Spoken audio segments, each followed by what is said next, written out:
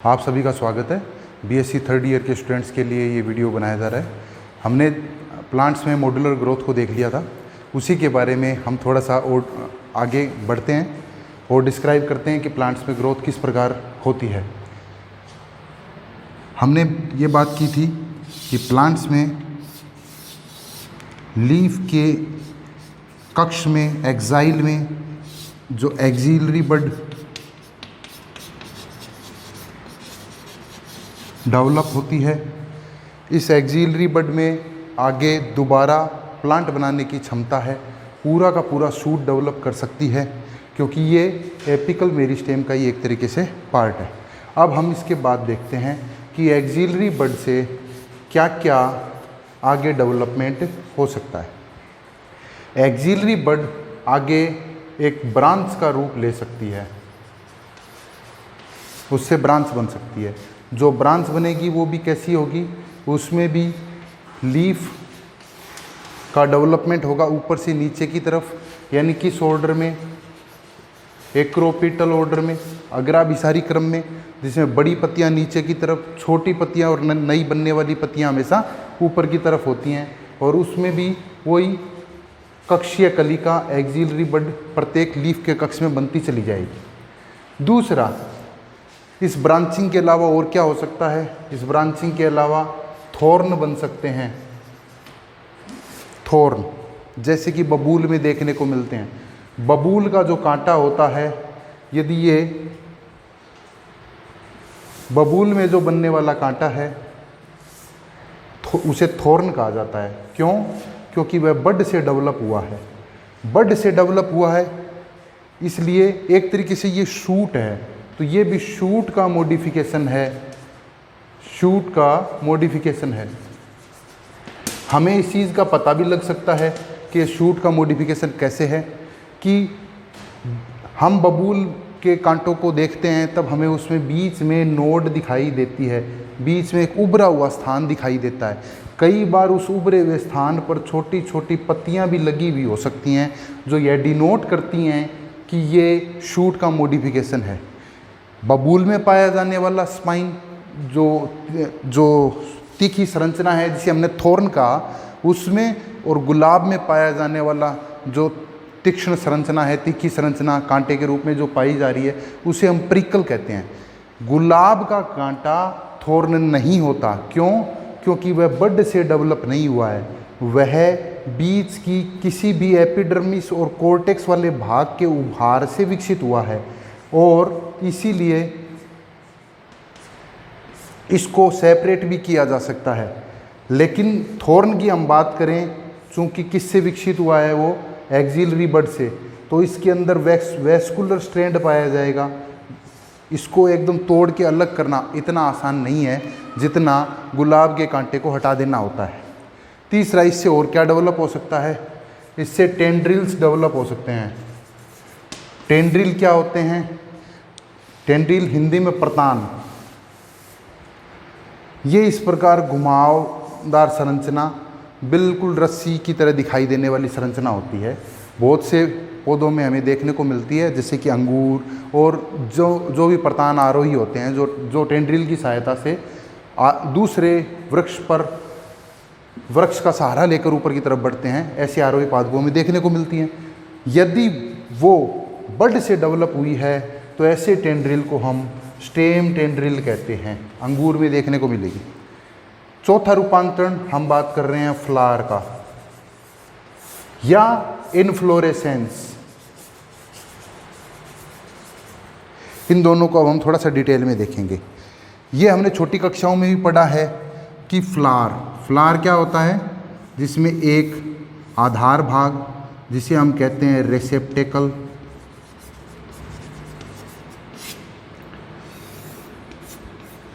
इसके ऊपर लगे होते हैं पुष्प के भाग, जिनमें सबसे बाहरी भाग को कहा जाता है बाह्यदल, उसके पश्चात रंगीन भाग को कहा जाता है दल, फिर हमें देखने को मिलते हैं पुंकेसर, और फिर हमें देखने को मिलता है जायन।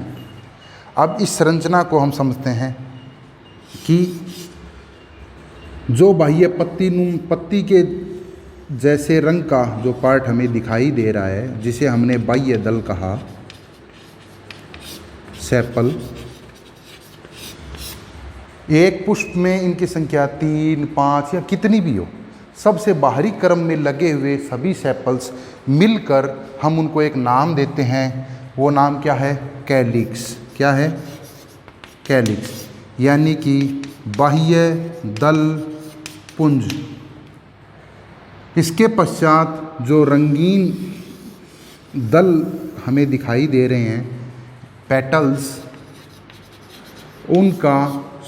उनको सम्मिलित करते हुए एक पुष्प के सभी पेटल्स मिलकर कोरोला कहलाते हैं। उसके पश्चात हम देखेंगे पुंकेसर दिखाई देते हैं, यानी स्टेमेन। एक पुष्प के सभी स्टेमेन मिलकर एंड्रोशियम,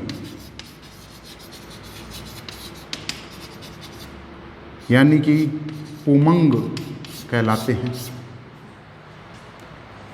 फिर केंद्रीय भाग में हमें इस प्रकार की एक संरचना दिखाई देती है, फ्लास्क जैसी, जिसे हम अंडप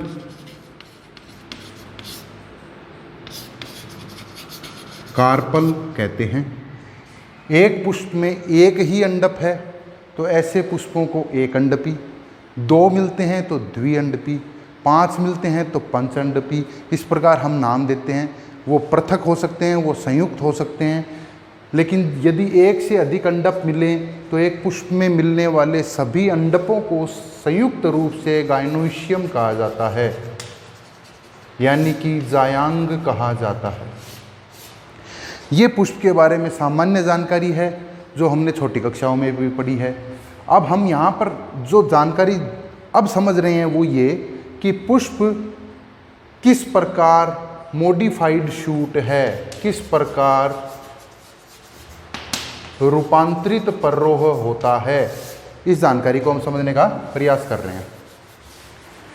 पुष्प हमेशा किसी पत्ती की कक्ष में जो कलिका है उसी से विकसित होगा, या फिर शीर्ष भाग पर भी लग सकता है। ऐसे पुष्पों को शीर्षस्थ पुष्प कहते हैं। इस कलिका से एक अकेला पुष्प विकसित हो सकता है, या ऐसा भी हो सकता है कि इससे पूरी की पूरी एक शाखा का विकास हो जाए जिस पर पत्तियां लगी हों और उन पत्तियों के कक्ष में फ्लावर बने। तो इस प्रकार ऐसी शाखा का विकास होना जिसमें बहुत सारे पुष्प एक ही शाखा पर लगते हैं, ऐसी स्थिति को हम पुष्प क्रम या इन्फ्लोरेसेंस कहते हैं।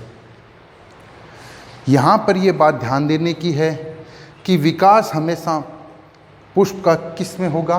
पत्ती की कक्ष में होगा। और पत्ती की कक्ष में जो बड होती है उसका स्वभाव क्या है? वो किसको उत्पन्न कर रहा है? शूट को या पर्रोह को उत्पन्न कर रहा है। पर्रोह मतलब तना और पत्तियां उत्पन्न कर रहा है। तो क्या एक पुष्प में हमें तना और पत्तियां दिखाई दे रहे हैं? बिल्कुल दे रहे हैं। कैसे दिखाई दे रहे हैं अभी देखते हैं।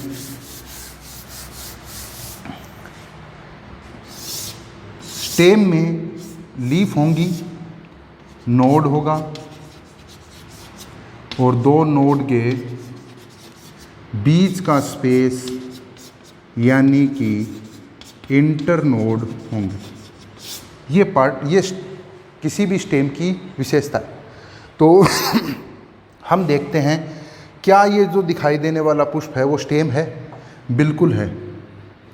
पुष्प वृंत की संरचना को हम देखें तो पुष्प वृंत वास्तव में कैसा दिखाई दे रहा है? बिल्कुल तने की भांति दिखाई दे रहा है। पर इसके ऊपर नोड कहाँ है? नोड ये रहे। प्रत्येक पत्ती का जो चक्र है, जो पुष्पीय भाग जो लगे हुए हैं, वो वास्तव में तने की नोड पर ही लगे हुए हैं।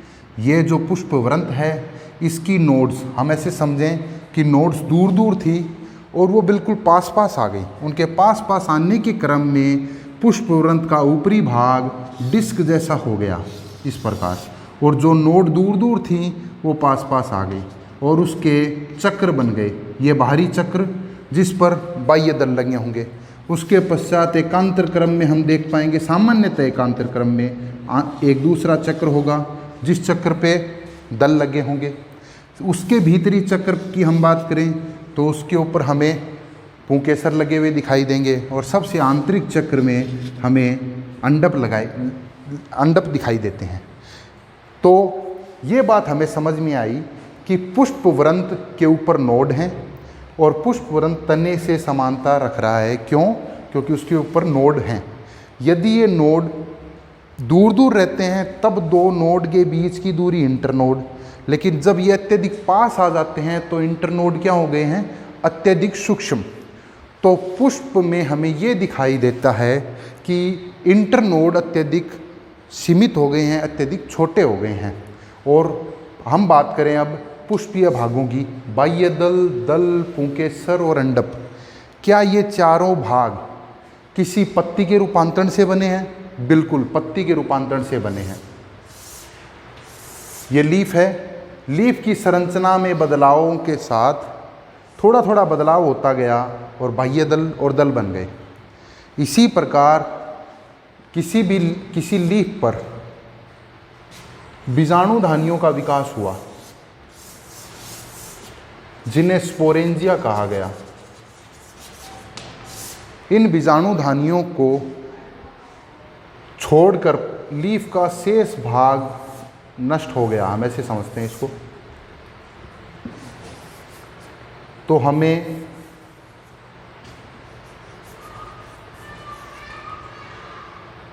एक पुंकेसर की संरचना प्राप्त हो जाती है। जब विभिन्न पादपों का अध्ययन किया गया तो कई प्लांट्स में ऐसा देखने में आया कि लीफ से धीरे धीरे करके पुंकेसर का विकास हो रहा है, स्टेमन का विकास हो रहा है। तो हमारे पास ऐसे प्रमाण भी मौजूद हैं कि हम इस बात को सत्य साबित कर सकें कि एक लीफ से ही स्टेमन का डेवलपमेंट हुआ है। तो ये लीफ है, ये लीफ है, ये तीसरी भी लीफ है। अब चौथी हम बात कर रहे हैं अंडप की। अंडप भी वास्तव में लीफ का ही मॉडिफिकेशन है। एक कार्पल जो होता है वो लीफ का मॉडिफिकेशन है। कैसे है हम देखते हैं। ये लीफ, इस लीफ ने, ये लीफ है, इसने बेंड किया और बेंड करने पर इसकी संरचना हमें इस प्रकार की दिखाई दे रही है। इधर वाला हिस्सा इसकी ओर बेंड कर गया है। इसके साथ हम देखें कि यदि इसमें इस प्रकार का परिवर्तन आए कि नीचे वाला हिस्सा बड़ा होता चला जाए और ऊपर का हिस्सा पतला,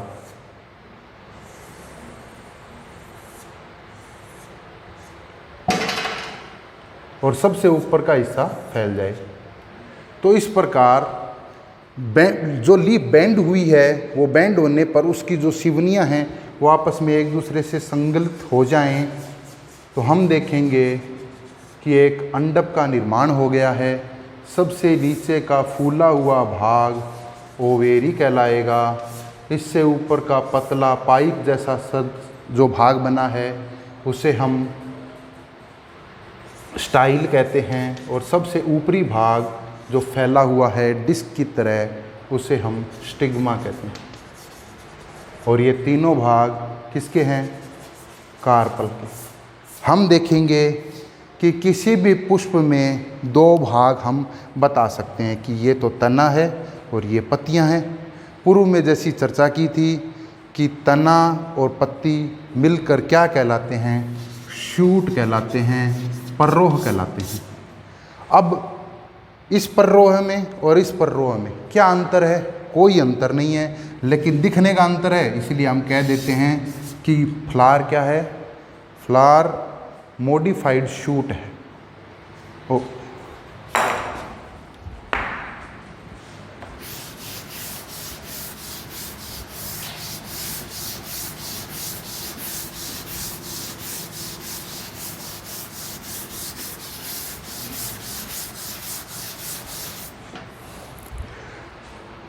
जब प्रकृति में हम विभिन्न प्रकार के प्लांट्स को देखते हैं तो हम देखते हैं कि सभी प्लांट एक जैसे नहीं दिखाई देते।